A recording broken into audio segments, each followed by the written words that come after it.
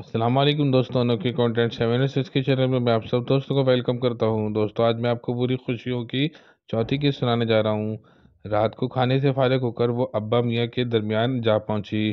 مراد چودھری پہلے ہی وہاں موجود تھا۔ ابا اتنے دنوں بعد اس کو سب کے درمیان دیکھ کر مطمئن ہوئے۔ وہ مراد چودھری کو اس کی خیال رکھنے کی تاکید کرتے رہتے تھے کیونکہ وہ بیچاری اتنے بڑے صدمے سے گزری تھی۔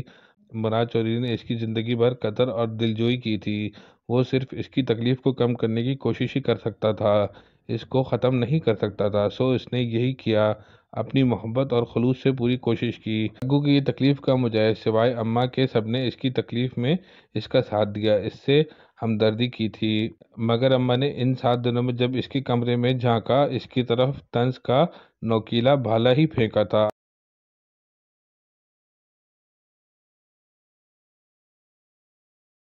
ابا نے کئی دفعہ اماں کو خوف خدا دلایا کہ ہم بھی بیٹیوں والے ہیں، ایسے نہ کر، تسلی دے نہیں سکتی تو دل بھی نہ دکھا۔ مگر اماں جو ہے وہ کہاں باز آنے والی تھی؟ ویسے بھی جس کے اوپر بیتتی ہے وہی جانتا ہے۔ آپ پتر ادھر بیٹھ میرے پاس۔ ابا نے اپنی ٹانگیں سمیٹ کر اپنی چارپائی پر اس کے لیے جگہ بنائی۔ نگو آرام سے ٹک گئی، اس کی کیفیت عجیب سی ہو رہی تھی اور دل ڈوب کر ابھر رہا تھا۔ ماموں، میں نے یہ فیصلہ کیا ہے۔ نگو اتنا کہہ کر خاموش ہو گئی۔ اگر تو یہ سوچ رہی ہے کہ کوئی بچہ گود لے دے تو ایک بات یاد رکھنا، ایسا بھی نہیں ہوگا۔ ہمیں کسی ایرے غیرے کی اولاد کو نہیں پالنا، اپنے پتر کی اولاد کو گود میں کھلائیں گے۔ اماں نے اس کی بات مکمل بھی نہ ہونے دی، ابا اور نگو کے درمیان کود گئی۔ ان کے خیال میں نگو اس سے زیادہ اور کیا فیصلہ کر سکتی تھی؟ ہاں تو بول پتر، کیا کہنا چاہتی ہے؟ ماموں، میں چاہتی ہوں ہم مراد کی دوسری شادی کروا دیں۔ نگو کی بات نے اماں، ابا اور مراد چودھری کو ایک لمحے کے لیے حیران کر دیا۔ سب سے پہلے اماں ہوش میں آئیں۔ وہ تو نہ بھی کہتی تو میں اس کی شادی کرائی دینی تھی حمیرہ سے۔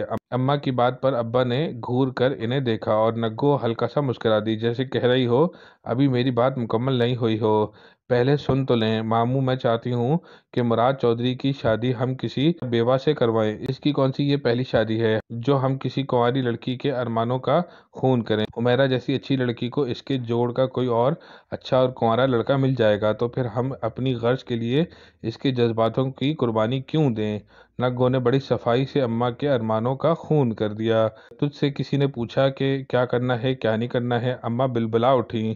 تم چپ کرو مراد کی ماں، نگو بالکل صحیح کہہ رہی ہے۔ ابا، اماں اور نگو سنجیدہ مسئلے پر گفتگو کر رہے تھے اور مراد چودھری خیالوں میں اپنی دوسری شادی کی تیاریاں کرنے میں مصروف تھا۔ اس کے باوجود وہ نگو کو اپنے دل سے چاہتا تھا۔ نگو نے دوسری شادی کی بات کر کے ان کے دل میں پھول کھلانے شروع کر دیے تھے۔ ہوش تو تب آیا جب ابا جی نے اسے مخاطب کیا۔ تو بتا مراد، تو کیا چاہتا ہے؟ ابا نے مراد چودھری سے پوچھا تو وہ شرما کر رہ گیا۔